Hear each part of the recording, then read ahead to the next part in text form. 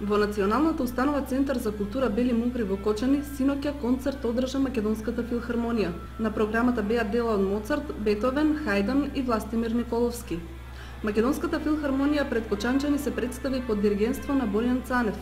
Класична програма, пријатна за сечие уво, дела од Моцарт, од Бетовен, од Властимир Николовски, од нашиот композитор, и симфонија од Хајдан, една сладка, кратка, пријатна композиција. Без оглед дали свириме во Кочани или во Скопје или некаде надвор, секогаш се залагаме на исти начин.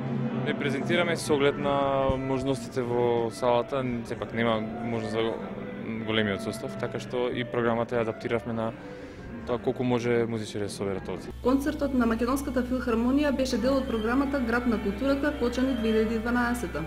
Во Дневник Плюс на телевизија Кочани донесуваме разговор со директорката на Македонската филхармонија, што го снимивме непосредно по настан.